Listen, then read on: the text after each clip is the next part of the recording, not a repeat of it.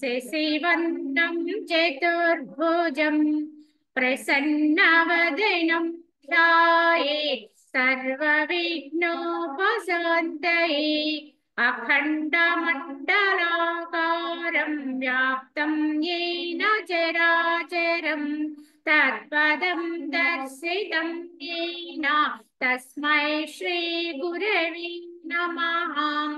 ఓం గురుర్బ్రహ్మా గురుర్విష్ణుః గురుర్దేవో మహేశ్వరః గురు సాక్షాత్ పరం బ్రహ్మ తస్మై శ్రీ గురవే నమః. వందే పరబ్రహ్మ చిదాత్మకం సద్వందే గురుం శాంతముమేశమీశం వందే శివానంద గురు ప్రవీరం వందే సదా జ్ఞానపి వందనీయాన్ అనంత సుఖదాతారమఖండానంద విగ్రహం దయాళుమతి సంతుష్టం వందేహం మమ సద్గురుం రాగాదిరోగాన్ సతతానుషక్త నశేషకాయ ప్రవృతానశేషాన్ ఔత్సుక్యమోహారతిదాన్ జఘాన యః పూర్వవైద్యాయ నమోऽस्तु తస్మై యః పూర్వవైద్యాయ నమోऽस्तु తస్మై. ఓం శ్రీరామచంద్ర పరబ్రహ్మణే నమః. ఓం నమో వశిష్ఠ విశ్వామిత్ర వ్యాస వాల్మీకి సుకాదిభ్యః. శ్రీ వశిష్ఠ గీత అత తృతీయోధ్యాయః. మూడో అధ్యాయము. ఇది దాసూరోపాఖ్యానము అనే దాన్ని ప్రారంభిస్తున్నారు ఈరోజు. ఈ దాసూరోపాఖ్యానములో మొట్టమొదటిగా దాసూర వృత్తాంతము అనే దాని గురించి ఇప్పుడు చెప్పబోతున్నారు వశిష్ఠుల వారు. ఓ రామచంద్ర, కల్పనచే రచింపబడిన ఆకారము కలదియు వస్తు శూన్యమైనటువంటి సంసార చక్రము దాసూరాఖ్యాయక వంటిదే అగును, యథార్థముగా ఇది లేనిదే అగును అని చెప్పి వశిష్ఠుల వారు ప్రస్తావన చేశారు. కావున ఈ యొక్క కల్పనచే కల్పితమైనటువంటి ఈ ఆకృతి కలిగినటువంటి యథార్థానికి లేనటువంటి ఈ సంసార చక్రము దాసూరాఖ్యాయకం వంటిది అని చెప్పి ఆయన ఉదహరించి చెప్పారు.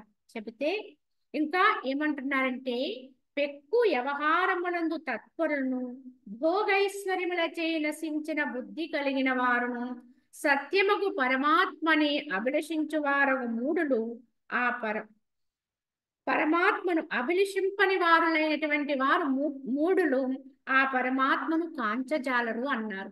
ఎటువంటి వారు భగవంతుణ్ణి తెలుసుకోలేరు అంటే, ప్రాపంచిక భోగ సముదాయములందే పెక్కు వ్యవహారములందే తత్పరులై ఉంటారు, మునిగి తేలుతూ ఉంటారు. భోగైశ్వర్యములచే నశించినటువంటి బుద్ధి కలిగిన వారు, భోగాల వల్ల ఐశ్వర్యం తలకెక్కడం వల్ల బుద్ధి నశించిపోయిన వారై ఉంటారు. అదే సత్యం అనేటువంటి భావనలో ఉంటారు. సత్యమైనటువంటి పరమాత్మను అభిలషించరు. పరమాత్మ యొక్క తత్వాన్ని అందుకోవాలని ఎంత మాత్రము కూడా ఇచ్చ లేనటువంటి వారు. అటువంటి మూడులు ఆ పరమాత్మను ఎన్నటికీ కాంచలేరు. ఎందుకంటే ఎంతో శ్రద్ధ కలిగితే తప్ప లభ్యం కాని దాన్ని అసలు పట్టించుకోకపోతే, దాన్ని ఎందు కించిత్తు కూడా భావన లేకపోతే అట్టి వారు ఎప్పటికీ కూడా పరబ్రహ్మతత్వమును అందుకోలేరు. కావున సాధకులైనటువంటి వారు బహు జాగరూకులై శ్రద్ధావంతులై భగవంతుని యందు ప్రేమ కలిగి ఉండిన వారు మాత్రమే పరమాత్మ అనుభవానికి అర్హత్వాన్ని పొందుతారు.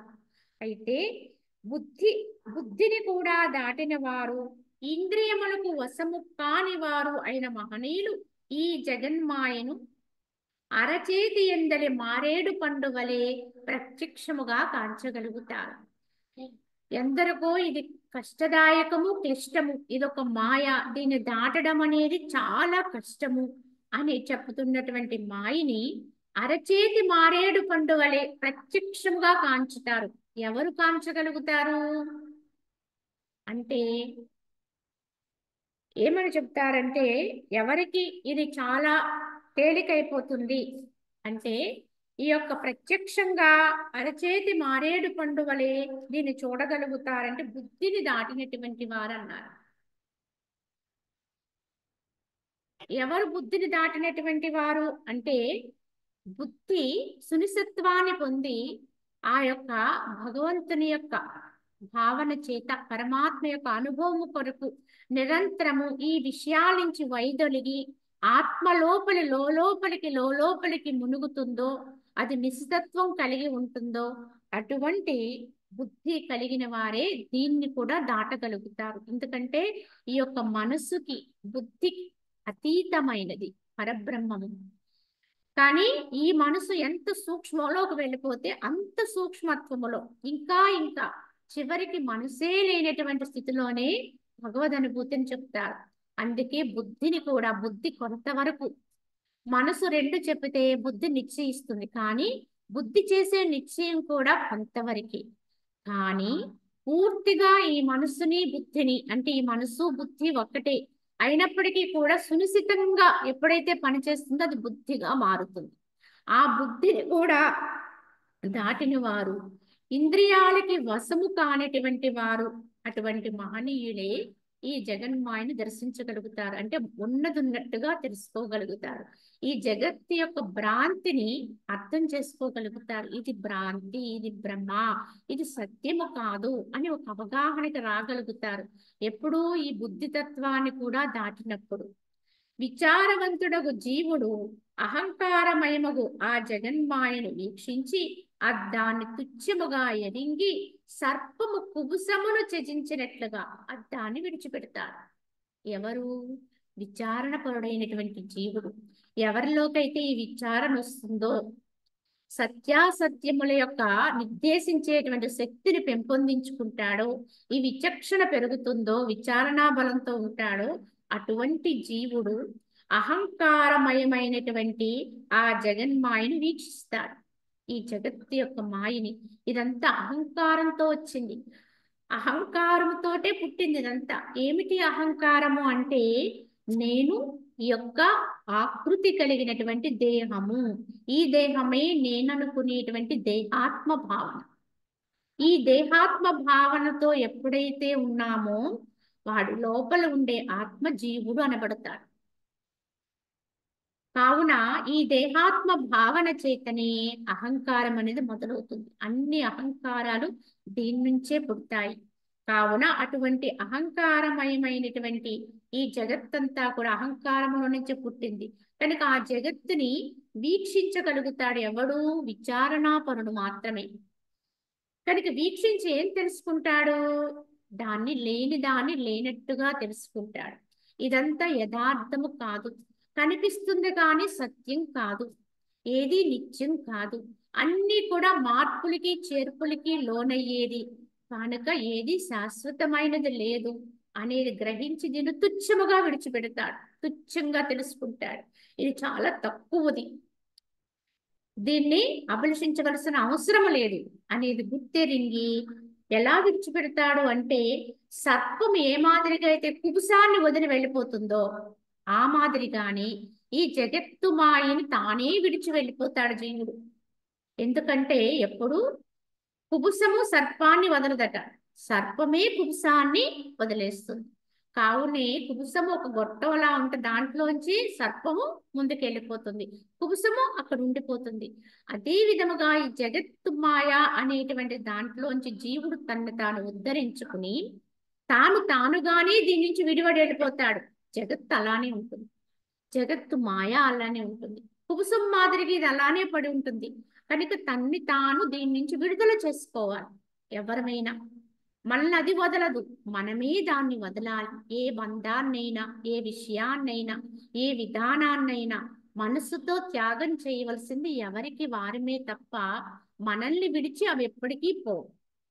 కనుక ఎవరి నుంచి వారమే మనము తొలుగుతూ ఉండాలి. కల్పించుకున్నది మనమే, మళ్ళీ విడిపించుకోవాల్సింది కూడా మనమే, ఎవరికి వాళ్ళమే. కావున ఓ రామచంద్ర, అటు పిమ్మట అతడు జగత్కార్యములందు అసక్తతను అంటే నిర్లేపత్వమును పొందినవాడే అగ్నియందు వేయించబడినటువంటి విత్తనము భూమి యందు చిరకాలమున్నను మొలకెత్తదు. బజ్జర బీజం అంటారు దీన్ని. ఆ విధంగానే ప్రపంచ క్షేత్రమునందు తిరుగాడుచున్నను మరల జన్మను పొందటే ఉంటాడన్న. ఎందుకంటే వేయించిన విత్తనము క్షేత్రమునందు నాటినప్పుడు, భూమిలో నాటినప్పటికి కూడా ఎంతకాలం ఉన్నా అది మొలకెత్తదు. ఎందుకంటే దాని లోపల ఉండేటువంటి అసలైన అంకురం అనేది నశించిపోతుంది ఆ వేడికి, అగ్నిలో వేయించడం వల్ల. కావున బీజం బీజంలా ఉన్నప్పటికి కూడా అది మొలకెత్తదు. అదే విధంగా ఎవరైతే ఈ జగత్ విషయాన్ని, జగత్ భ్రాంతిని, ఈ అహంకారయుక్తమైన జగత్ భ్రమని తెలుసుకుని ఏ విధంగా అయితే పాము కుబుసాన్ని విడిచేస్తుందో ఆ విధంగా విడిచిపెట్టి ఉంటారో, వదిలేసి ఉంటారో, దాని నుంచి బయటపడతారో, అట్టివారు ఈ జగత్ కార్యములు ఎందు ఎన్ని చేస్తున్నా, ఏ క్రియాకలాపములు ఉన్నా వారికి ఒక నిర్లేపత్వం వస్తుంది. సక్తత అంటే అంటకుండా క్రియాచరణ చేసే విధానం ఏర్పడుతుంది. దేనితోటి కూడా పూర్తిగా నేను కనుక అనే అహంకారంతో ఉండి మాత్రం వారు చెయ్యరు. కావున చాలా నిరపేక్ష అంటే నిర్లేపత్వంతో ఉండి ఆ విధంగా ఏ విధంగా అయితే ఆ బీజము ఎత్తి మొలకెత్తదో క్షేత్రములో వేసిన, అదే విధంగా అట్టివాడు ఈ జగత్తునందు, ఈ ఇహమునందు ఎంతకాలము తిరిగాడినప్పటికీ కూడా, ఇందు ఉండి ఎన్నో చర్యలు ఆచరిస్తున్నప్పటికీ కూడా జన్మను పొందవలసిన అవసరం ఉండదు వాడికి. ఎందువల్ల అంటే లోపల అంకురం ఉండదండి. బీజం ఉంది కానీ దాంట్లో అంకురము నశించింది కనుక బీజం మొలకెత్తలేదు. అలాగే వ్యక్తి ఉంటాడు, ఆకృతి ఉంది, ఇహములోనే వర్తిస్తూ ఉంటాడు, కానీ వారి లోపల ఉండేటువంటి బీజం ఏదైతే ఉందో ఆ బీజము అంకురతో నశించి ఉంటుంది. అంటే అది పూర్తిగా దహించబడి ఉంటుంది. జ్ఞానం అనే అగ్ని చేత అది పూర్తిగా నాశనత్వాన్ని పొంది ఉంటుంది కనుక జన్మ పరంపరను పొందటానికి వారికి అవసరం లేదు. జన్మ పరంపరలు పొందటానికి ఏమిటి అంటే మనలో ఉండే ఈ వాసనలే. ఈ వాసనల ప్రభావం ఎంతగా అయితే మనలో ఉంటుందో, ఈ యొక్క దేహాన్ని విడిచేటప్పటికి ఎటువంటి సంస్కారంతో ఉంటామో, ఎటువంటి వాసనలు మిగిలి ఉంటాయో వాటి వాటి ప్రభావంతో మళ్ళీ జన్మకు వెళ్తాం. కానీ ఇటువంటి మహనీయులకి, ఇటువంటి విచక్షణాపరులకి, విచారణాశీలులకి, ఈ జగత్తుని త్యజించినటువంటి వారికి లోపల ఎట్టి వాసనలు ఉండవు కనుక బజ్జర బీజం తంతుగా ఉంటారు. కావున వారికి జన్మ పరంపరలు పొందవలసినటువంటి అగత్యం ఉండదు. శారీరక మానసిక వ్యాధులచే పరిపూర్ణమైనది, నేడో రేపో నశించిపోయేదైనటువంటి శరీరం యొక్క హితము కొరకే అజ్ఞానులు మహాప్రయత్నమును సలుపుచున్నారు కానీ శాశ్వతమైన ఆత్మ కొరకు కాదు. ఎందుకు ఇంత ప్రయత్నం చేస్తున్నారు, ఇంత కాలాన్ని వ్యయం చేస్తున్నారు అంటే ఈ యొక్క శారీరక మానసిక వ్యాధుల చేత పరిపూర్ణమైనటువంటిది ఈ జన్మ. నేడో రేపో ఎప్పుడు పోతుందో తెలియదు, ఏ క్షణానికి రాలిపోతుందో తెలియదు. అటువంటి ఈ దేహము యొక్క హితము కొరకే కాలమంతా యాపన చేస్తున్నారు, కాలాన్ని ఖర్చు పెడుతున్నారు, శక్తిని ఖర్చు పెడుతున్నారు, మహాప్రయత్నం చేస్తున్నారు. దానికి ఇంకా ఏదో చేకూర్చాలి, దాన్ని ఇంకా ఎక్కడో కూర్చోబెట్టాలి, దానికి ఇంకా పెద్ద అధికారాన్ని ఇవ్వాలి, దాని యొక్క సౌందర్య రక్షణ కొరకు లేదా ఇతరత్ర విషయాల కొరకు ఎంత కాలమో ఎంత సమయాన్నో హెచ్చిస్తూ ఉంటారు. అయితే మహాప్రయత్నం సలుపుచున్నారు కానీ శాశ్వతమైన తానైనటువంటి యథార్థముగా తానైన ఆత్మ కొరకు మాత్రము ఎట్టి ప్రయత్నము చేయడం లేదు.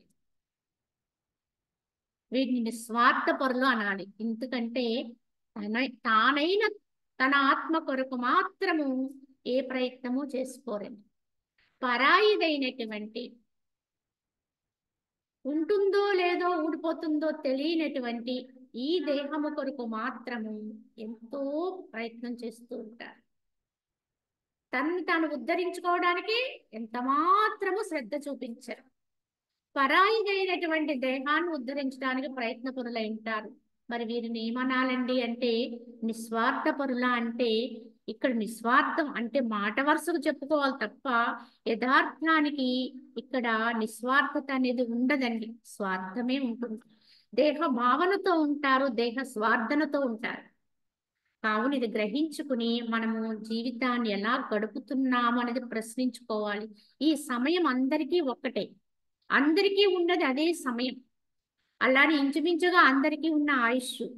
మరి దీన్ని మనం ఎలా యాపన చేస్తున్నాం, ఎలా ఖర్చు పెడుతున్నాం అనేది గమనించుకోవాలి. మనం దీన్ని ఉపయోగించుకుంటున్నామా లేదా? ఎందుకంటే వచ్చిన అవకాశం ఇది. ఉన్న అవకాశాన్ని ఉపయోగించుకోలేకపోతే రేపొద్దున్న మనం ఎంత విచారించినా ఉపయోగం ఉండదు అనేది గమనించుకోవాలి. ఇప్పుడు మనం ఎలా జీవిస్తున్నాము, మన భావన ఎలా ఉంది, మన స్థితి ఎక్కడుంది అనేది గమనించుకుని తద్వారా మనం సవరణ చేసుకుంటూ ఉండాలి, మార్పు చేసుకుంటూ ఉండాలి. తెలియక ఒకవేళ ఇంతవరకు తెలియక ఈ దేహ విధానంలోనే జీవించుండొచ్చు, కానీ ఇప్పుడు పెద్దల వాక్యాల ద్వారా గమనించుకుని తెలుసుకుంటున్నాం. నేనంటే ఆత్మ, నేనంటే దేహం కాదు కనుక దాని కొరకు పరుగులు పెట్టడం కాదు, ఆత్మను ఉద్ధరించుకోవాలి. ఈ ఆత్మను ఉద్ధరించుకోవడానికి బయటికి పరిగెట్టడం కాదు, లోపలికి మునగాలి. ఇదే పరమ సత్యము. ఎంతెంత మునిగితే అంతంత పరమాత్మ చేరువవుతాడు, ఆ యొక్క ఆత్మ యొక్క స్థితి అందుతుంది అనేది అర్థం చేసుకోగలిగితేనే మన జన్మ సాఫల్యం అండి. అది అర్థం కానంత వరకు కూడా మన యొక్క ప్రయాణం ఇలానే ఉంటుంది. కావున శ్రీరామచంద్ర వారికి వశిష్ఠుల వారు ఇదే విషయాన్ని బోధిస్తూ, ఓ రామచంద్ర, అట్టి అజ్ఞాని వలి నీవు అజ్ఞాని శరీరము యొక్క అభీష్టమును విషయభోగాదులను సంపాదింపవద్దు, వానిచే దుఃఖమే మిగులుతుంది. కాబట్టి నీవు కేవలము ఆత్మపరాయణువయ్యుండుము. కావున ఓ రామ, నువ్వు మాత్రం అలా అవ్వద్దు, ఆ దుఃఖ పరంపరలో పడవద్దు, అజ్ఞాని వలె జీవించవద్దు. అజ్ఞాని శరీరం యొక్క అభీష్టాన్ని నెరవేర్చుకోవడం కొరకే జీవితాన్ని పణంగా పెడతాడు, అది వ్యర్థమైన జీవితం కనుక ఆ విధంగా ఎన్నడూ వర్తించకు. కాబట్టి నీవు కేవలము ఆత్మపరాయణమయ్యుండు, ఆత్మయందే నీ యొక్క భావనంతా నిలిపి ఉంచు అని చెబుతూ శ్రీరాముడికి హెచ్చరిక చేశారు వశిష్ఠుల వారు. ఇదంతా వింటున్నటువంటి శ్రీరాముడికి ఒక ప్రశ్న వచ్చింది. వశిష్ఠుల వారు చెబుతూ ఉంటే వింటున్నాడే, ఏమని? మహాత్మా, విషయ సుఖములతో కూడినదియు కల్పించబడిన ఆకారము కలదయు వస్తు శూన్యమైనటువంటి సంసార చక్రము దాసూరాఖ్యాయిక వంటిదని తాము తెలిపి ఉన్నారు కదా. ఇంతకీ ఆ ఆఖ్యానం ఏమై ఉన్నదో ఎరిగించ ప్రార్థన. ఇంతకు ముందు సంబోధించి ఒక మాట చెప్పారు కదా, ఈ యొక్క వస్తు శూన్యమైనటువంటి సంసార చక్రము దాసూరాఖ్యానికి మళ్ళీ ఉంటుందని చెప్పారు. ఇంతకీ ఆ దాసూరుడు ఎవడు, ఆ ఆఖ్యానం ఏమిటి, నాకు తెలియ చెప్ప ప్రార్థన అని చెప్పి శ్రీరాముడు అడుగుతాడు. అప్పుడు వశిష్ఠుల వారు ఇలా చెప్తున్నారు, ఓ రామచంద్ర, జగన్మాయా స్వరూపమును తెలుపు నిమిత్తము ఈ దాసూరాఖ్యాయకుడు నీకు వర్ణించి చెబుతాను విను. ఈ జగన్మాయ అంటే ఎలా ఉంటుందో నీకు తెలియపరచడం కోసము ఈ దాసూరాఖ్యానం చెప్తున్నాను విను. ఓ రామచంద్ర, ఈ భూతలమున విచిత్ర పుష్ప వృక్ష సహితమైనటువంటి ధన సమృద్ధి యుక్తమైనటువంటి మగధ అనే ప్రసిద్ధమైన ఒక దేశం కలదు, మగధ దేశం. అయితే ఆ దేశమున కదళీ కదంబ వృక్షములచే పరిపూర్ణమును, వివిధ తరు గుల్మాదులచే శోభితమును, విచిత్రములైన పక్షులను వృక్షములను కలదియు మిక్కిలి పవిత్రవంతము అయినటువంటి ఒకోనొక పర్వతంపై పరమ ధార్మికుడు మహా తపస్వి అయినటువంటి ఒక ఋషి సత్తముడు నివసిస్తున్నాడు. ఆ మగధ దేశములో ఒక గొప్పదైనటువంటి ఒక పర్వతం మీద ఒక ఋషి నివసిస్తున్నాడు. ఆయన పరమ ధార్మికుడు, మహా తపస్వి కనుక అటువంటి మహనీయుడైనటువంటి ఒక ఋషి ఆ పర్వతం మీద నివసిస్తున్నాడు. మహాతపస్సంపన్నుడును కదంబ వృక్షవాసియు వీతరాగుడు అయినటువంటి ఆ మహాముని దాసూరుడు అనే పేరు కలిగి ఉన్నాడు. ఇంతకీ ఆ ఋషి పేరు ఏమిటి అంటే దాసూరుడు. ఆయన మహాతపస్సంపన్నుడు. వీతరాగుడు అంటే ఏ యొక్క రాగద్వేషాలు లేనటువంటి వాడు, అటువంటి వాడు, ఆయన పేరు దాసూరుడు. అప్పుడు శ్రీరాముడు అడుగుతున్నాడు, మహాత్మా, ఆ అరణ్యమునందరి విశాల కదంబ వృక్షంపై ఆ తాపసి ఏల వసించుచుండెను? ఆ కదంబ వృక్షం మీద ఆయన ఎందుకున్నాడు? ఆయన అలా ఎందుకు అక్కడ వసిస్తున్నాడు అని చెప్పి శ్రీరాముడు అడుగుతాడు. దానికి వశిష్ఠుల వారు సమాధానం చెప్తూ, ఓ రామచంద్ర, శరలోకుడనే ప్రసిద్ధికెక్కిన అతని తండ్రి ఆ పరబ్రహ్మ వలె ఆ పర్వతంపై వసించుచుండెను. శరలోకుని ఏకైక పుత్రుడైన దాసురుడు బృహస్పతి పుత్రుడైన కచుని వలె అలరుచుండెను. పుత్రునితో కూడా ఆ తాపసి ఆ వనమున తన జీవితమును గడుపుచుండెను. ఇంతకీ దాసురుడు ఎందుకు ఆ వనంలో ఉన్నాడు, ఎందుకు ఆ కదంబ వృక్షం మీద ఉన్నాడు అని కదా ప్రశ్న. దానికి సమాధానం చెప్తూ, రామా, శరలోముడు అనేటువంటి ప్రసిద్ధికెక్కినటువంటి ఒక ఋషి, అతని తండ్రి ఈ శరలోముడు అపర బ్రహ్మ వలె అతను చాలా గొప్పవాడు, ఇంచుమించు బ్రహ్మదేవుడు అంతటి వాడు. అటువంటి వాడు ఆ పర్వతం మీద వసిస్తూ ఉంటే ఈ శరలోముని యొక్క ఏకైక పుత్రుడే ఈ దాసూరుడు. ఈ దాసూరుడు చాలా గొప్పవాడు. ఎలా అయితే బృహస్పతి అయినటువంటి వాడు కచులు ఎలా అయితే సేవిస్తూ అతని కుమారుడు ఉండేవాడో, అదే విధంగా ఈ యొక్క శరలోముని పుత్రుడైనటువంటి దాసూరుడు కూడా తన తండ్రిని అనుసరించి ఉండేవాడు. పుత్రునితో కూడా ఆ తాపసి ఆ వనమున తన జీవితమును గడుపుచుండెను. ఇట్లు కొన్ని సంవత్సరములు గడిచిన వెనుక ఆ శరలోముడు శరీరము త్యజించి గూటిని విడిచి పక్షి ఆకాశమునకు జన్నట్లుగా స్వర్గమునకు జనని. దాసుడు ఆ యొక్క శరలోముడు దేహాన్ని విడిచిపెట్టి స్వర్గానికి చేరుకున్నాడు. అత్తరి ఏకాకి మాతాపితరుల వియోగముచే దుఃఖాక్రాంత చిత్తుడైనటువంటి దాసూరుడు హేమంత కాలమంతరి కమలముల వలె మ్లాని పొంది ఉన్నాడు. తండ్రిని ఎడబాసినటువంటి అతను చాలా దుఃఖములో మునిగి ఉన్నాడు ఈ యొక్క దాసూరుడు. అంతటా అతి దీన చిత్తుడుగా బాలుని గాంచి అదృశ్య శరీరులకు వనదేవతలు అతనికి ఈ విధంగా ధైర్యాన్ని చెప్తున్నారు. ఆ వనములో తండ్రిని ఎడబాసినటువంటి ఆ చిన్న బాలుడుగా ఉన్నటువంటి దాసూరుడు ఎంతో భీతిల్లుతూ దుఃఖంతో ఉంటూ ఉంటే ఆ బాలుని అవస్థను కాంచినటువంటి ఆ యొక్క అదృశ్యంగా ఉన్నటువంటి వనదేవతలు ఆ బాలుని పట్ల ప్రేమతోటి దయతోటి ఆ బాలునితో ఇలా వచిస్తూ ఉంటారు ఆ వనదేవతలు. ఆ ఋషి కుమారుడైన దాసూరుడితో ఏం చెప్తుంటారు, అందులో వనదేవత ఒక ఆమె అంటారు, ఋషిపుత్రుడువును మహాప్రజ్ఞావంతుడైన ఓ దాసూరముని, నీవేళ అజ్ఞాని వలె దుఃఖిస్తున్నావు. ఈ ప్రపంచము యొక్క చంచల స్వభావము నీకు తెలుసుకొనుకుంటివి అన్నారు. అక్కడ వనదేవతలు పలుకుతూ ఒక మునిపుత్ర, ఎందుకంటే ఆయన ఋషిపుత్రుడు కావున ఋషిపుత్రుడును మహాప్రజ్ఞావంతుడైన ఓ దాసూరముని, ఎందుకు ఇలా దుఃఖిస్తున్నావు అజ్ఞాని వలె? ఈ ప్రపంచం యొక్క గతులు స్థితులు నీకు అర్థం కాలేదా, నీకు తెలియవా? ఇది ఇంతే కదా, ఎప్పటికైనా నశించి తీరవలసిందే ఏదైనప్పటికీ కూడా. కనుక ఈ ఎడబాటు తప్పదు. కనుక గతించిన తండ్రిని తలుచుకుని ఎందుకు దుఃఖిస్తున్నావు అని చెప్పి ఆ వనదేవత పలుకుతూ ఇంకా ఇలా చెప్తుంది, ఓ సాధు, ప్రపంచమున ఈ ప్రకారముగానే ఈ మనుష్యాది సృష్టి అంతయు కూడా సదా చంచలమై ఒప్పుచున్నది. అయ్యేది పుట్టుచు జీవించుచు అటు పిమ్మట తప్పక వినాశనం పొందుతున్నది. ఇదంతా కూడా యాదృచ్ఛికంగా ఎప్పుడు జరుగుతూ ఉండేదే, ఇందులో కొత్తదేమీ లేదే. ఈ ప్రకారముగానే సృష్టి అంతా కూడా మహా చంచలమిది, ఎప్పుడు స్థిరత్వము లేనిది, కాలానుగుణంగా మార్పులకి చేర్పులకి లోనవుతూనే ఉంటుంది, పుడుతూ ఉంటుంది గిడుతూ ఉంటుంది, పుట్టుతుంది జీవిస్తుంది అటు పిమ్మట గతిస్తుంది, ప్రతిదీ అంతే ఈ సృష్టిలో అని ఆ వనదేవత చెబుతూ, ఓ ముని, ఈ దృశ్యమందే ఏ పదార్థము కలదో అది అంతయు కూడా తప్పక నశించుతుంది.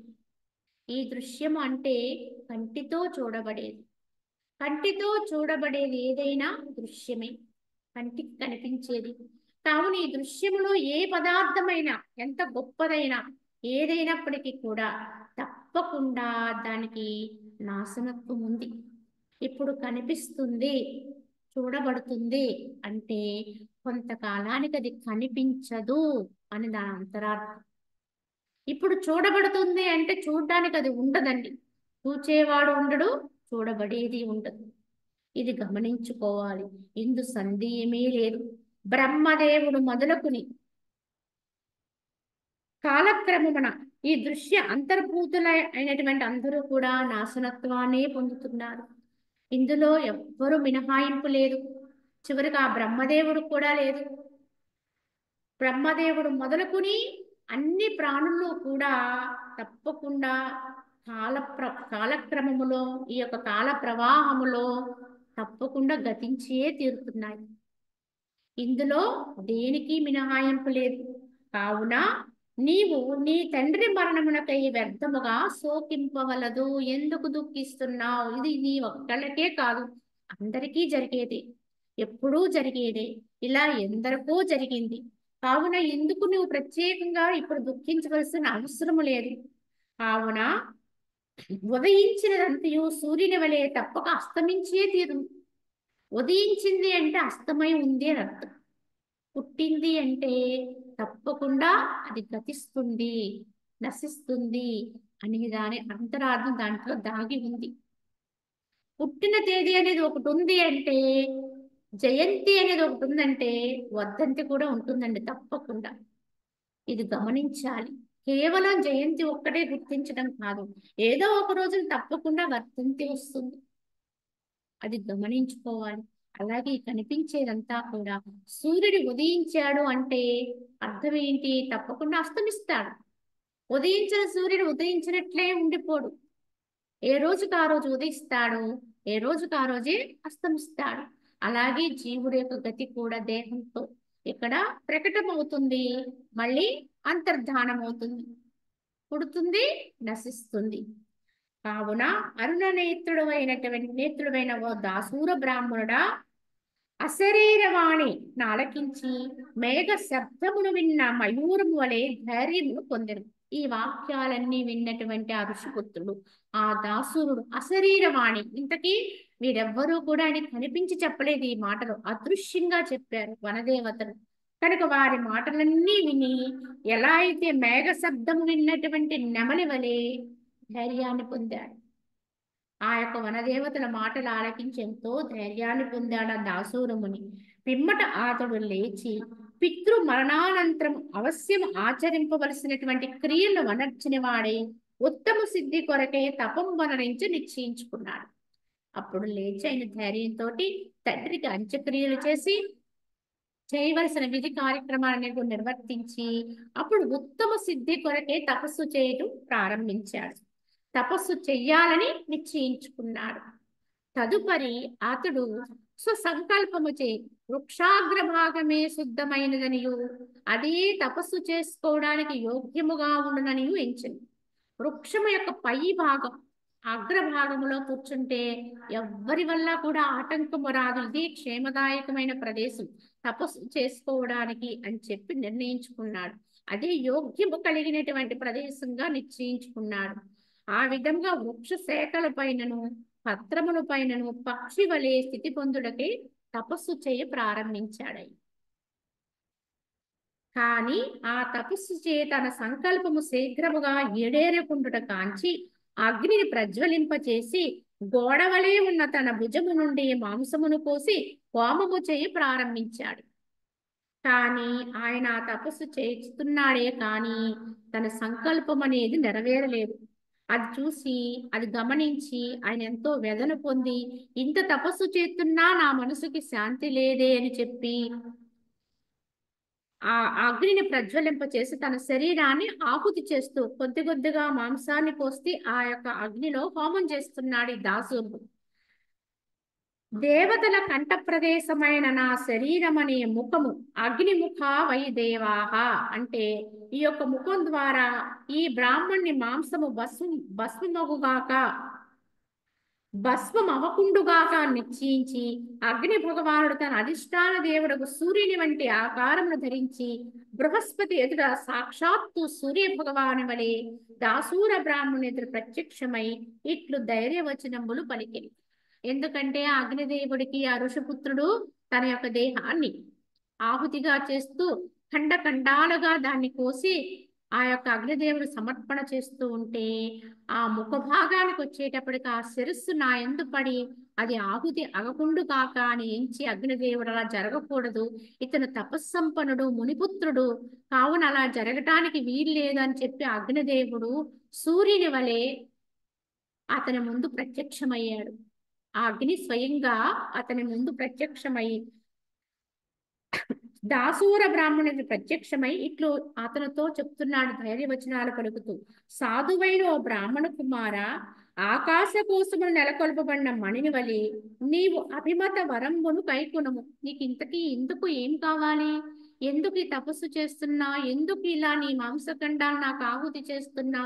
నీకు ఏమి వరం కావాలి అని చెప్పి అగ్నిదేవుడు ప్రశ్నించాడు ఈ దాసూర బ్రాహ్మణ్ణి.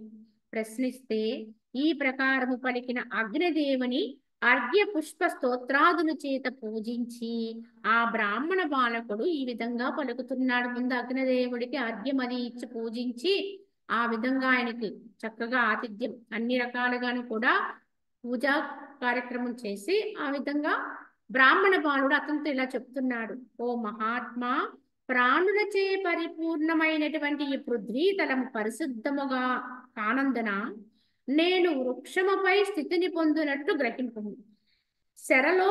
శరలోముని పుత్రుడకు దాసురుడిట్లు పలుకుగా అంతట దేవముఖ రూపుడైన అగ్నిదేవుడు అట్లే ఇగుగాకని వచించి అంతర్ధానం పొందిన. ఇంతకీ ఇతను ఎందుకు ఈ తపస్సు చేసి అది ఫలించలేదని తను ఈ యొక్క శరీరాన్ని ఆహుతి చేయి సంకల్పించాడు అంటే అతని భావన ఏంటంటే అతను తపస్సు చేసుకోవాలనుకున్నాడు, కానీ తపస్సు చేసుకోవడానికి భూమి మీద ఎక్కడా అతనికి పవిత్రమైన ప్రదేశం కనిపించలేదు. ఏ యొక్క ఆటంకము లేనటువంటి ప్రదేశం అతనికి దృష్టికి రాలేదు. అప్పుడు అతను ఏమనుకుంటాడు, వృక్షముపై వృక్షాగ్రములు ఎక్కడో వృక్షము పైన కూర్చొని అక్కడ నేను తపస్సు చేసుకుని స్థితిని పొందుతాను అని నిశ్చయించుకుంటాడు. కానీ ఆ విధానంలో అతను సఫలుడు కాలేకపోతాడు. వృక్షము పైన అగ్రములో ఆసీనుడవడం అనేది సాధ్యం కాక అందుకు అతను ఈ విధంగా ప్రయత్నించాడు. కనుక నాకు ఆ వృక్షాగ్రములో అలా నిలిచి తపస్సు చేసుకునేటట్లుగా నాకు వరాన్నిమ్మని అగ్నిదేవుని ప్రార్థిస్తాడు. అప్పుడు అగ్నిదేవుడు తదాస్తు అని చెప్పి అంతర్ధానం అయిపోతాడు. ఆ దాసూరుడు నివసింపదలించిన కదంబ వృక్షము వనమధ్యమున ఉన్నది, మేఘమండలమును కూడా స్పృశిస్తూ ఉన్నది. ఇంతకీ దాసూరుడు కూర్చోవాలి, వృక్షాగ్రం మీద కూర్చొని తపస్సు చేసుకోవాలనేటువంటి కదంబ వృక్షము చాలా ఎత్తుగా ఎదిగి ఉన్నది కనుక ఆ వనమధ్యములో ఉన్నది. మేఘమండలమును కూడా స్పృశిస్తుందా అన్నంత ఎత్తులో ఉన్నది దాని అగ్రభాగం. మధ్యాహ్న కాలమందు అలసిన సూర్యుని అశ్వముల చేత సేవింపబడుచుండెను. అంటే అంత ఎత్తులో ఉంది ఆ యొక్క కదంబ వృక్షము. ఆ వన మధ్యములో మధ్యాహ్న కాలములో అలసిన సూర్యుని అశ్వముల చేత అంటే ఇంచుమించు సూర్యమండలాన్ని తాకుతుందా అన్నంత ఎత్తులో అది ఎదిగి ఉన్నది. అత్తడి భూమి ఆకాశముల మధ్య స్తంభము వలె ఉన్నటువంటి ఒకోనొక కదంబ వృక్షంపై ఆ దాసూర బ్రాహ్మణుడు ప్రళయకాల మహాసముద్రమున వటవృక్షంపై విష్ణు భగవాను వలె ఆరూఢయ్యాడు. ఆ యొక్క తప ఫలితంగా వర ప్రభావం చేత అంత ఎత్తైనటువంటి ఆ కదంబ వృక్ష అగ్రభాగములో ఆరూఢత్వాన్ని పొందగలిగాడు, ఆసీనత్వాన్ని పొందగలిగాడు ఈ యొక్క దాసూరుడు. ఆ కదంబ వృక్షంపై అతడు గగన చుంబితముగు కోనక శేఖా సమీపమున గల పల్లవ సమూహమున ప్రవేశించి శంకారహితుడై ఏకాగ్ర చిత్తుడై తపము చేయటం మొదలుపెట్టాడు. ఆ విధంగా అతి ఎత్తైనటువంటి విధానములో దాని శేఖ మధ్యలో కూర్చుండి తపస్సు చేయ సంకల్పించాడు ఈ దాసూరుడు. ఆ విధంగా ఈ దాసూరాఖ్యానం జరుగుతుంది. ఇప్పుడు మనకి ఈ దాసూరాఖ్యానంలో ఈ దాసూరుడు ఆ యొక్క వృక్షము యొక్క అగ్రభాగములో కూర్చుని తపస్సు చేయాలనేటువంటి భావన చేత అగ్నిదేవుడి యొక్క వరప్రసాదం వల్ల ఆ యొక్క కదంబ వృక్షము యొక్క ఏకాగ్ర భాగంలోకి వెళ్ళి తపస్సు చేయడం ప్రారంభించాడు ఏకాగ్ర చిత్తుడే అని చెబుతూ, ఓ రామచంద్ర, ఆ దాసూరిని చిత్తము కాలక్రమమున నిర్మలము విశాలము కాగా అట్టి చిత్త నైర్మల్య కారణమున అతని అంతఃకరణ బలాత్కారముగా ఆత్మజ్ఞానం అనేది జనించింది. ఎందుకంటే అతనికి అంతకు ముందు లేదండి ఆత్మజ్ఞానం అనేది. కేవలం ఏదో తండ్రి తపస్సు చేసుకుంటుంటే అతనికి సపర్యలు చేస్తూ అతనితో ఉండేవాడు. ఎప్పుడైతే తండ్రి శరలోముడు గతించాడో దాసూరునికి దుఃఖం వచ్చేసింది. ఇందువల్ల వచ్చిన దుఃఖము అంటే అతనికి జ్ఞానము లేకపోవడం వల్ల. కానీ వనదేవతల యొక్క ప్రబోధం చేత అతను దుఃఖ నివృత్తిని పొంది తపస్సు ఆచరించి తద్వారా బ్రహ్మదేవుని వరం చేత ఆ యొక్క వృక్షము యొక్క అగ్రభాగాన కూర్చుని చాలా కాలం ఏకాగ్రచిత్తుడే తపస్సు ఎప్పుడైతే చేశాడో ఆ తప ప్రభావం చేత క్రమంగా అతని లోపల ఆత్మ జ్ఞానం అనేది ఉదయించింది. ఇదండి తపస్సు యొక్క ప్రభావం. తపన అంటే మనస్సుని ఏకాగ్రపరచడం. ఎప్పుడైతే మనస్సుని ఒకే దాని యందు ఏకాగ్రపరచడం అనేది మనకు సిద్ధిస్తుందో మన లోపల మనకి తెలియకుండానే ఆ యొక్క జ్ఞానం అనేది వెల్లివిరుస్తుంది. ఈ యొక్క ఆత్మస్థితి అనేది అనుభవానికి వస్తుంది. ఆ విధంగానే దాసురుడు కూడా ఈ ఆత్మజ్ఞాన ప్రబోధం అనేది ఏ గురువు ద్వారా బయట నుంచి జరగలేదండి, లోపలే జరిగిపోయింది. అతని లోపల నుంచి ఆత్మజ్ఞానం అనేది అతని లోపలికి ఉద్భవించినది. అప్పుడు ఒక సమయమున ముని అయినటువంటి ఆ దాసూరుడు లతాగ్ర భాగమునందు విశాల నేత్రములు కలదియు ప్రకాశవంతములకు పుష్పములే వస్త్రముగా కలది అనేటువంటి ఒక వనదేవిని గాంచాడు. ఆ వనదేవి మునీశ్వరునితో మనోహరమును మధురాక్షర సహితములైన ఈ వచనములు పలికింది. ఆ యొక్క వృక్షాగ్ర భాగాన కూర్చుని తపస్సు చేసుకుంటున్నటువంటి అతనికి ఒక వనదేవత కనిపించింది. అప్పుడు ఆ వనదేవత ఈ దాసూరుని చూసి ఇలా చెబుతుంది. ఈ ఏమంటుంది, ఓ దాసూరముని, భూతలమున ఏ ఏ దుష్ప్రాప్యములకు వాంఛిత పదార్థములు కలవో అవి అన్నియు మహాత్ములను ప్రార్థించడం వల్లనే శీఘ్రముగా సంప్రాప్తించుచున్నవి. కావున ఓ దాసూరముని, ఈ భూతలం మీద ఏవేవైతే గొప్ప గొప్పవి కలవో మహత్తరమైనటువంటి ప్రదేశాల యొక్క దుష్ప్రాప్యములు అంటే ఎంతో కష్టపడితే కానీ లభ్యము కానిటువంటి పదార్థాలు ఉన్నాయో అవన్నీ కూడా ఎవరికైనా ఎలా చేకూరుతాయి అంటే మహాత్ముల్ని ప్రార్థించడం ద్వారా మాత్రమే వారికి అవి చేకూరుతూ ఉంటాయి. కావున ఓ మహాత్మా, పుత్రరహితుడైనటువంటి నాకు పుత్రుని అనుగ్రహించుము. అట్లు వసంగనిచో పుత్ర శమనార్థము నా దేహమును అగ్నిహోత్రునికి ఆహుతి వనర్చుకుంటానని వనదేవత ఈ దాసూరముని, అతను చాలా ప్రజ్ఞావంతుడయ్యాడు, ఆత్మజ్ఞానపరుడై ఉన్నాడు. అతను చూసి ఈ యొక్క వనదేవత ప్రార్థిస్తుంది.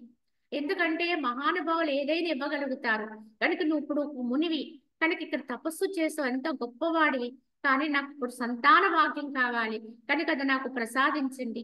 అది ఇవ్వకపోతే కనుక నా శరీరాన్ని ఆహుతి చేసుకుంటానని చెప్పి ఆ వనదేవత ఆ దాసునితో పలుకుతుంది. ఆ తవ్వాంగిట్లు వచింప మునిశ్రేష్ఠుడైన ఆ దాసూరుడు ఆమెపై దయ కలిగి తన హస్తమును ఉన్న పుష్పమును ఆ వనదేవునికి వసంగి నవ్వుచూ ఇట్లు పలికిన. ఒక పుష్పాన్ని కోసి ఆ వనదేవత చేతికిచ్చి ఆమెతో ఇలా చెప్తున్నాడు నవ్వుచూ ఈ దాసూరముని, సూక్ష్మాంగివైనటువంటి ఓ దేవి, ఇంక నీవు వేగము వెడిలిపో. మంజులతకు పుష్పం వలె ఒక మాసములో నీకు కమల నేత్రుడును జగత్పూజ్యుడును సౌందర్యవంతుడైనటువంటి కుమారుడు కలగగలుగుతాడు. పుత్రునికై నీవు స్వశరీర పరిత్యాగమును కూడా ఒప్పుకున్నావు. నీకు జన్మించే అతడు ఆత్మజ్ఞాన సంపన్నుడై విలసిల్లుతాడు. నీకు ఒక్క మాసములోనే ఒక పుత్రుడు తీస్తాడు. అతను చక్కటి ఆత్మజ్ఞానపరుడై ఉంటాడు అని చెప్పి ఈ దాసూరముని వరవిస్తాడు ఆ వనదేవతకి. పిదప చాలా కాలమునకు కమలనేత్రి అయినటువంటి ఆ వనదేవి 12 వర్ష ప్రాయుడైనటువంటి కుమారుని వెంట పెట్టుకుని ఆ మునీంద్రుని వద్దకు వచ్చింది. అలా ఆమె వెళ్ళిపోయింది. చాలా కాలము ఆయన అక్కడ తపస్సు చేసుకుంటూనే ఉన్నాడు. 12 సంవత్సరముల తర్వాత మళ్ళీ ఆమె తన కుమారుని వెంట పెట్టుకుని దాసూరముని చెంతకొచ్చింది ఆ వనదేవత. వచ్చి ఇలా అంటుంది, దేవా, మన ఇరువురు తనయుడు ఇతడే. నీవు ఇతన్ని సర్వ విద్యా సంపన్నునిగా కావించిదిని. కానీ దేనిచే జీవుడు మరల సంసార చక్రమును తగులుకోవడం అట్టి దివ్యమగు ఆత్మ జ్ఞానమని మాత్రము ఇతడు పొందకయుండును. కావున ఓ మహాత్మ, దయ ఉంచి తామే ఇతనికి జ్ఞానోపదేశము చేయండి. స్వకులోద్భూతుడగు కుమారుని జ్ఞాన విహీనుగా చేయ ఎవడు తలస్తాడు అని చెప్పి ఆమె ఆ కుమారుని ఎంటబెట్టుకొచ్చి ఆమె చెప్తుందనమాట, ఈయన మన కుమారుడు, ఈ పుత్రుడు, ఎందుకంటే అలనాడు మీరు వసంగినటువంటి పుష్పము చేతనే నాకు ఈ పుత్రుడు జన్మించాడు కనుక ఈ పిల్లవాడికి తండ్రి మీరే. కావున ఇతనికి ఇప్పుడు అవసరం ఏమొచ్చింది అంటే ఇతనికి ఆత్మజ్ఞానాన్ని వసంగాలి. ఏ విధంగా అయితే జీవుడు మరల మరల జన్మకు రాని తత్వంతో పొందగలుగుతాడో అటువంటి ఆత్మజ్ఞానాన్ని ఇప్పుడు మన కుమారునికి మీరు బోధించాలి స్వామి అని చెప్పి ఆ వనదేవత ఆ పిల్లవాడిని తీసుకుని మరలా దాసురుని దగ్గరికి వచ్చింది. అని ఇట్లు పలుక అప్పుడు ఆ మునీంద్రుడు, ఓ అబల, ఉత్తమ శిష్యుడగు ఈ తనయుడిని ఇచ్చటనే ఉండనిమ్మని వచించి ఆమెను పంపించి వేసింది. ఆ పిల్లవాడిని అక్కడ ఉంచమని ఆమెను వెడలిపోమన్నాడు. పెక్కు క్లేశములు అనుభవించి జ్ఞానమార్జించినటువంటి ఆ మునీంద్రుడు అంతటా పలువిధ యుక్తుల చేత తన పుత్రులకు చిరకాలము జ్ఞానబోధ గావించాడు. దాసూరుడైతే చాలా కష్టపడి ఎంతో అనుభవంతో పొందినటువంటి ఎంతో కాలము సాధనతో పొందాడు ఈ అనుభవాన్ని ఆయన. కానీ అతను పొందినటువంటి ఆత్మజ్ఞానాన్ని తన కుమారుడుగా భావిస్తున్నటువంటి ఆ పిల్లవాడికి ప్రబోధం చేశాడు ఆయన. కావున సుమతుడవైన ఓ రామచంద్ర, నేనొకప్పుడు ఇచ్చటి నుండి అదృశ్య రూపమున ఆకాశ మార్గము గుండా కైలాసమునందలి మందాకిని నది ఇందు స్నానమునొచ్చుడు కేకితని సప్తర్షి మండలము కల స్వర్గలోకాకాశము నుండి బయలుదేరి రాత్రి సమయమున దాసూరుడును ఆ ఉన్నత వృక్షమును చేరితిని. అంతటా ఆ వృక్ష మధ్య భాగమున కమల మధ్యమందరి భ్రమరము యొక్క ధ్వని వంటి ధ్వని నాకు ఈ ప్రకారముగా వినజొచ్చెను అని వశిష్ఠుల వారు శ్రీరాముడితో చెప్తున్నారు. ఇంతకి ఈ విధంగా జరిగింది. అయితే నేను ప్రత్యక్ష సాక్షిని దానికి. ఎందుకంటే ఒకనొకప్పుడు నేను అంటే వశిష్ఠుల వారు ఆకాశ మార్గము గుండా బయలుదేరి కైలాసములో ఉండేటువంటి గంగా నదిలో స్నానం చేయాలని బయలుదేరాడంట వశిష్ఠుల వారు. బయలుదేరితే సప్తర్షి మండలము కల స్వర్గలోకాకాశము నుండి బయలుదేరి రాత్రి సమయములో ఆయన మళ్ళా భూతలమునకు చేరుకుంటుండగా ఈ దాసూరుడు ఉన్నటువంటి వృక్షములో నుంచి ఒక శబ్దం వచ్చిందటండి. ఆ ఉన్నత వృక్షం ఎక్కడో ఆకాశాన్ని తాకుతున్నంత ఎత్తులో ఉంది ఆ వృక్షం, ఆ కదంబ వృక్షం. అలా సప్తర్షి మండలం నుంచి బయలుదేరినటువంటి వశిష్ఠుల వారు అలా భూతలం మీద దిగుతూ ఉంటే ఆ వృక్ష శాఖాగ్ర మధ్యములోంచి ఒక జూంకారంతో శబ్దం అనపడుతుంది. అంతటా ఆ వృక్ష మధ్య భాగమున కమల మధ్యమందరి భ్రమరము యొక్క ధ్వని లాంటి ధ్వని వినిపించి అప్పుడు వశిష్ఠుల వారు చెప్తున్నారు, దాసూరుడు ఇలా అంటున్నాడు అప్పుడు ఏమని, ఆ వ్యాఖ్యాకృతాకాశము నుండి ఉత్పన్నమైన సంకల్పాత్మక మనస్సు హోత్తుడు అనబడును.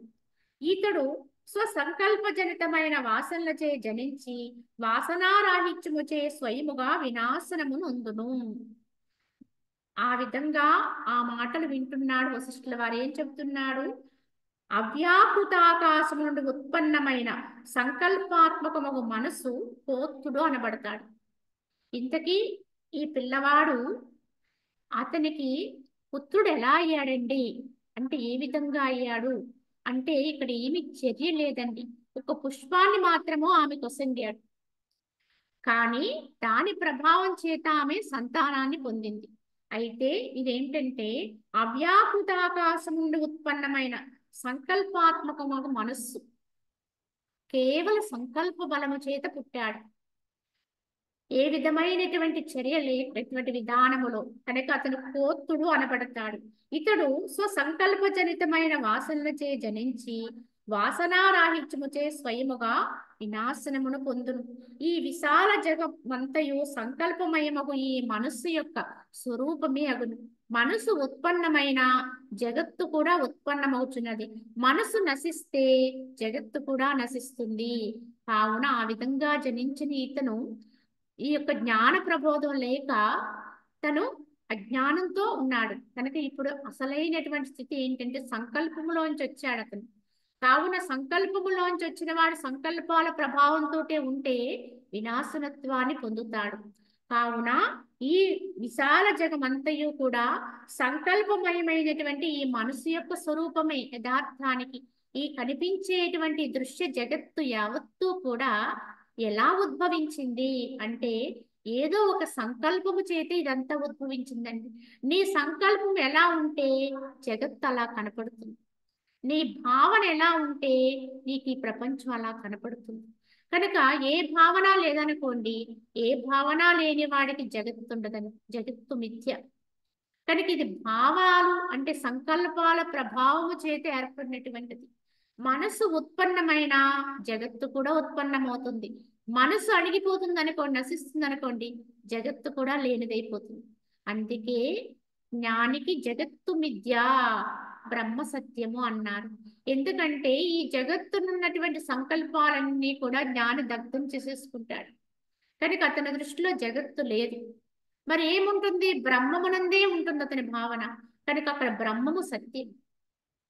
కావున కాష్టద్వయ మధ్య మందలి కీలము నోడబెరుకుగా అందు అండకోసము చిక్కుకొనడం వలన దుఃఖమును పొందిన వానరము వలె క్లేశదాయకములకు తన చేష్టలచే ఈ మనసు పరితాపమును పొందుతూ ఉంటుందన్నారు. ఇక్కడ ఒక చిన్న ఉపమానం చెప్పారు. ఇది ఒక కథాంశమే. ఏమని చెబుతారు అంటే, ఒక వన ప్రదేశం, అడవిలో వృక్షాల్ని పెకిలించి వాటిని నరుకుతున్నటువంటి కొంతమంది వ్యక్తులు కొంతవరకు ఉదయకాలం నుంచి సాయంకాలం వరకు పనిచేశారు. పనిచేసి ఒక పెద్ద మామిని పట్టుకుని దాన్ని విడగొట్టడానికి ప్రయత్నించారు. దాన్ని రెండుగా చీల్చడానికి ప్రయత్నిస్తే ఎంత ప్రయత్నించినా అది ఆ రోజుకి అవ్వలేదు.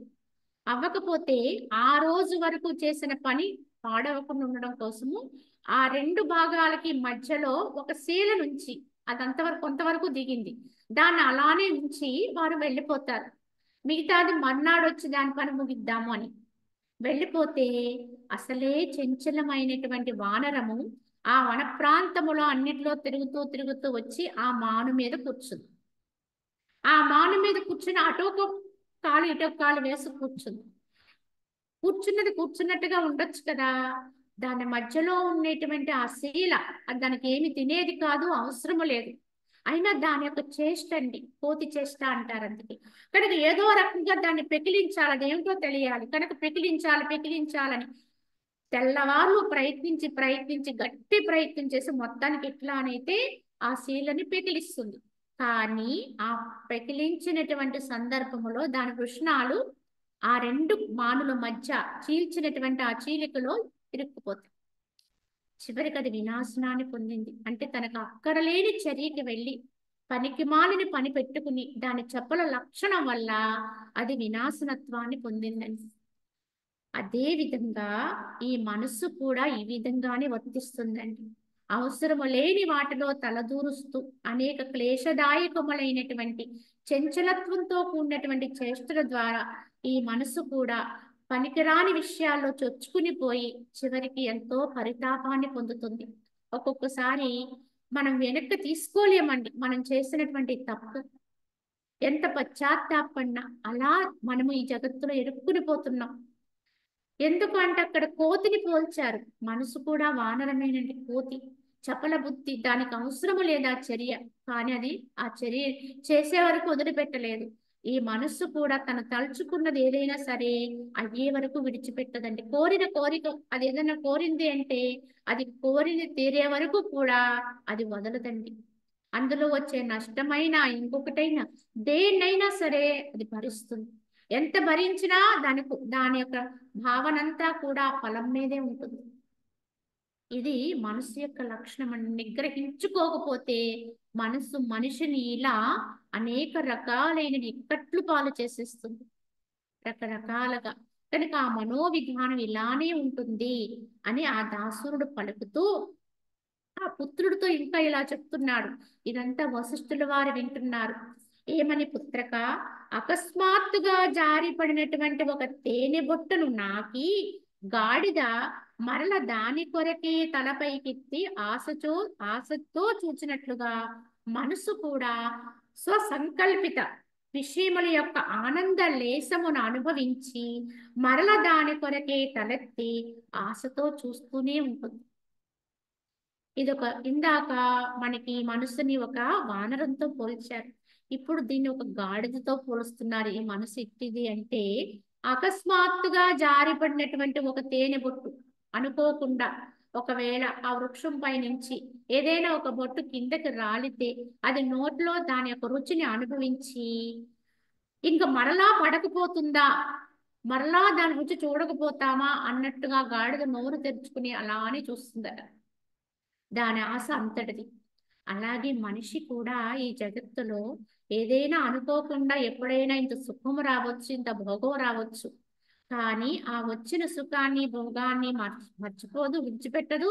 మరల మరల అదే భోగాన్ని పొందాలి, అదే రకమైన సుఖాన్ని పొందాలని ఆశతో ఎదురు చూస్తూనే ఉంటుంది. అలా నోరు తెరిచి నిలబడడం ఎంత కష్టమైనా అది ఎలా నిలబడుతుందో, ఈ మనసు కూడా ఎన్నో రకాలైనటువంటి ఇక్కడ ఎన్నో దుఃఖాలు పొందుతూ కూడా ఆ ఫలం కోరికే వాంఛిస్తూ ఉంటుంది. అది రాకపోతుందా కాకపోతుందా అని ఆ వైపే దృష్టి మరల్చే ఆశతోటి నిరంతర ఆశతో జీవిస్తుంది. ఈ నిరంతర ఆశలో పడి తాను అనుభవిస్తున్న అనర్థాన్ని కూడా గుర్తించలేకపోతుంది.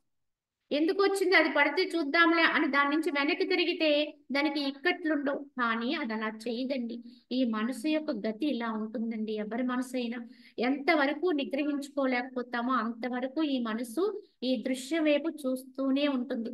దాని నుంచి ఎప్పుడైనా ఎంత సుఖం రాకపోతుందా, ఎంత భోగం రాకపోతుందా అన్నట్టుగా ఎందుకొచ్చిన ఈ ప్రపంచం, ఎందుకొచ్చిన దృశ్యము, ఎంత కాలము దీంట్లో పడి మగ్గిపోతాము, ఎందుకులే అని మాత్రం వెనక్కు తిరగదండి.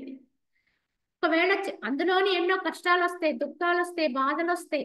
ఎన్ని వచ్చినా మళ్ళీ దాంట్లోనే ఉంటాం. ఎందుకని అప్పుడప్పుడు ఇంతెంత వచ్చే భోగం ఉంది చూడండి, సుఖం ఉంది చూడండి, ఏదైనా అది చాలా తక్కువది. మనం పొందుతున్న ఇక్కట్ల ముందు అది చాలా తక్కువది. అయినప్పటికీ కూడా దాన్ని గుర్తుపెట్టుకుని దాని స్మరణలో ఉంచుకుని వాటన్నిటినీ ఓర్చుకుంటూ దీన్ని వదిలేస్తుంది. అసలు ఎక్కడుండాలో అక్కడ ఉండదు. ఆత్మతత్వం నుంచి జారిపోతుంది. ఆ యొక్క జగత్ విధానంలో మాత్రం ఎప్పుడూ అలానే ఉంటుంది. కావున దాని కొరకే తలెత్తే ఆశతో చూస్తున్న గాడిదతో పోల్చారు. ఈ మనసు తన సంకల్పము చేతని క్షణములో వైరాగ్యమును పొందుతున్నది.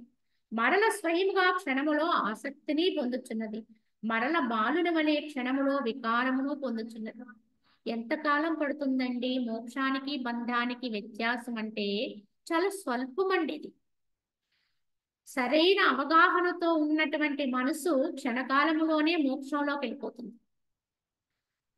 ఎప్పుడైతే అది క్షణములో వైరాగ్య భావాన్ని పొంది ఎందుకు ఇదంతా యథార్థము కాదు అని సత్యత్వ భావంలోకి వచ్చింది అనుకోండి, ఆ భావంతో అది మోక్షంలోకి వచ్చినట్టే. మళ్ళీ అంతలోనే మళ్ళీ అది వైరాగ్యంలో ఉన్నట్టే ఉంటుంది. మళ్ళీ అదే భావన చేత క్షణములో అది మళ్ళీ ఆసక్తిని పొందుతుంది. దానికి దీనికి ఎంత తేడా అంటే స్వల్పమండి. ఒక క్షణకాలములో అది మోక్షములో ఉంటుంది, క్షణకాలంలో బంధాల్లోకి జారిపోతుంది. కానీ ఏ క్షణములో నువ్వు ముక్తి వైపు వెళ్ళావో ఆ క్షణాన్ని పట్టి ఆపగలిగేటువంటి స్థైర్యము, దాన్ని పెంచుకోగలిగేటువంటి ఆ యొక్క సమర్థత మనలో ఉంటే ఈ అసమర్థత అనేది పక్కకు తొలగిపోతుంది. దొరుకుతుందండి అందరికీ మోక్షం అనేటువంటి భావన. ఆ మోక్షం అనేటువంటి ఆ యొక్క స్థితి అనుభవము ఎంతో కొంత ప్రయత్నపరుడికి వస్తుందండి తప్పకుండా. సాధకుడైనటువంటి వాడికి ఇదంతా లేదు కాదు వద్దు అని ఏదో ఒక నిమిషంలో దీని పట్ల విరక్తి వస్తుంది, వైరాగ్యం వస్తుంది. దీని పట్ల ఏ కాంక్షలు లేకుండా అయిపోయినప్పుడు ఒక్క క్షణములో అది మోక్షంలోకి వెళ్ళిపోతుంది. కానీ అలా దొరికిన మోక్షము నిలకడగా ఉంటుందా అంటే ఉండదండి. ఎందుకంటే అది కారణాల వల్ల వచ్చింది. అప్పటికప్పుడు ఏదో మనం చేసేటువంటి విరక్తి భావన చేత వచ్చింది కనుక అది నిలబడదండి. కావున ఇక్కడ ఏంటి, మళ్ళా క్షణకాలంలో ఏదైనా ఒక మంచి జరిగింది అనుకోండి, ఇంతకు ముందు వద్దనుకున్న దాన్ని ఏదైతే ఉందో ఎందుకు వచ్చిందో అవన్నీ మనకు వద్దని పక్కకు నెట్టేసిన వాటిని మళ్ళీ స్వీకరణ సిద్ధమైపోతుంది. ఎప్పుడైతే మళ్ళీ స్వీకరణ సిద్ధమైపోతామో ఆ వైరాగ్యం పోతుంది, ఆ మోక్ష భాగము పోతుంది. మళ్ళీ ఇందులో పడిపోతుంది, సక్తలోకి జారిపోతుంది. మళ్ళీ ఇందే తిరిగాడుతూ ఉంటాం. మళ్ళీ ఎప్పుడో వస్తుందండి. ఇలా ఎంతకాలం ఉన్నా మనకి అసలైన స్వస్థానం పూర్తిగా అనుభూతికైతే రాదండి. కానీ విజ్ఞుడైనటువంటి వాడు ఆ దొరికిన కొద్దిపాటి ముక్తి భాగాన్ని గుర్తు పెట్టుకుని స్మరణలో ఉంచుకుని అప్పుడొచ్చే శాంతిని అర్థం చేసుకుని అది చాలా ఉన్నతమైనది గొప్పది అని తలుచుకుని ఎలా అయితే అల్పజ్ఞుడు అజ్ఞాని భౌతిక విషయాల పట్ల కాంక్షతో కోరికతో ఎదురు చూస్తూ ఉంటాడో అలాగే జ్ఞానం కలిగిన సాధకుడు ఆత్మ సౌఖ్యం కొరకు ఎదురు చూస్తూ ఉండాలి. భగవత్ సౌఖ్యం కొరకు, భగవంతుని యొక్క పొత్తు కొరకు, పరమాత్మ యొక్క అనుభూతి కొరకు. అది ఒక్కసారి పొందితే దాన్ని మరవకూడదు, విడిచిపెట్టకూడదు. ఆ శాంతి ఎంత గొప్పదో గమనించాలి. అది చాలా ఉన్నతమైనది.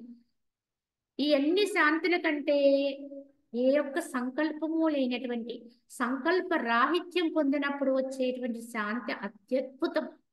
దాన్ని అందుకున్న క్షణములో ఇవన్నీ ఏవి కూడా దాని ముందు పనికిరావు అనే విషయం అర్థమైపోతుంది. కానీ అర్థమైపోయి ఏం చేయాలి? దాన్నే పట్టుకోవాలి, దాన్నే పెంచుకోవాలి. ఏ రకంగా నాకు ఆ శాంతి వచ్చింది అంటే సంకల్ప రాహిత్యం పొందడం వల్ల వచ్చింది. కనుక సంకల్పాలు నేను విడిచిపెడుతూ వెళ్తాను, దీన్ని వదులుకుంటూ వెళ్తానని నిశ్చయంలోకి రావాలి. క్రమేపీ మన ప్రయత్నం మనం చేసి సాధించుకుంటూ ఉండాలి. అంతేకాని దాన్ని దొరికింది కదా అని కొంతసేపు అనుభవించి వదిలేసాం అనుకోండి, మళ్ళా పడిపోతాం, మళ్ళా జారిపోతాం. ఈ విధంగానే ఎంత కాలం ఉన్నా సాధకుడు అలానే ఉండిపోతున్నాం అంటే కారణము ఈ వచ్చిన దాన్ని మనం నిలుపుదల చేసుకోలేకపోతున్నాం, దాన్ని పట్టుకోలేకపోతున్నాం. ఇదే మనము అభ్యాసం చెయ్యాలి, దాన్ని స్వస్థానములో నిలకడ చేసుకునే ప్రయత్నము చెయ్యాలని చెప్పి ఇంతవరకు వశిష్ఠుల వారు మనకు ఎంతో జ్ఞానాన్ని ఇస్తున్నారు. కనుక ఈ మనస్సు అనేది సకల బాహ్య పదార్థము నుండి మరలించి దాన్ని సమాధి అభ్యాసము చేతను, తత్వజ్ఞానము చేతను ఆదరముతో నిర్మూలమునర్చి వాసనారహితముగా చేసి నీ బుద్ధి అంతరంగమందరి ప్రత్యేగాత్మ పదమును అవలంబించలాగన ప్రయత్నము చెయ్యాలి. కనుక ఈ విధంగా జారిపోకుండా ఉండాలంటే ఏం చేయాలో చెప్పారు. నిరంతరము కూడా అభ్యాసం చేయాలండి. సమాధి అభ్యాసం, ధ్యానాభ్యాసము. మనకి అనుభవం వచ్చినా రాకపోయినా ఒక సమయం ఏర్పాటు చేసుకుని ప్రతి దినము కూడా ఈ విధంగా నేను ఈ సాధన చేస్తాను, ఈ క్రమంలో ఉంటాను, ఈ విధంగా జీవిస్తాను అని ఒక నిర్ణయానికి వచ్చి ఒక నియమపూర్వకమైన జీవన విధానాన్ని ఏర్పాటు చేసుకోవాలి. కనుక తత్వజ్ఞానాన్ని పొందుతూ ఉండాలి, సమాధాభ్యాసం చేస్తూ ఉండాలి, శ్రవణ మన నిత్యాసలు చేస్తూ ఉండాలి, సాధు సత్పురుషుల సాంగత్యం చేస్తూ ఉండాలి. ఇలా చెయ్యగానే అది సిద్ధిస్తుందండి. ఇవేమీ లేకుండా మాత్రం అది నిలవదండి, వచ్చినా అది నిలవదు. కావున మనకి దొరికింది కదా అని చెప్పి వీటిని దూరం చేసుకోకూడదు.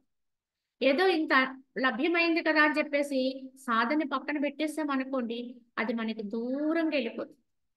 సాధన అనేది ఎప్పుడు విడిచిపెట్టకూడదు, ప్రయత్నం అనేది ఎప్పుడు విడిచిపెట్టకూడదు. కనుక నిరంతర అభ్యాసం ఉండాలి, నిరంతర సాధన ఉండాలి, నిరంతర ధ్యానాది అభ్యాసాలు ఉండాలి. ఇవన్నీ కలిగి నీ బుద్ధి అంతరంగమందరి ప్రత్యేగాత్మ పదమును అవలంబించలాగన ప్రయత్నము చేయమని చెప్పి వశిష్ఠుల వారు ఇప్పటి వరకు కూడా ఈ యొక్క శ్రీరామచంద్రుడికి చెప్తున్నట్టుగా ఈ దాసూరముని తన కుమారుడికి ప్రబోధం చేస్తున్న ఆ జ్ఞానాన్ని వశిష్ఠుల వారు విన్నారు. ఆ విన్నదాన్ని మళ్ళీ రాముడికి చెబుతున్నట్టుగా మనకి తెలియజేస్తున్నారు. మిగతా భాగాన్ని మనం రేపటి భాగంలో తెలియజేసుకుందాం. మరలా హరి ఓం తస్సత్.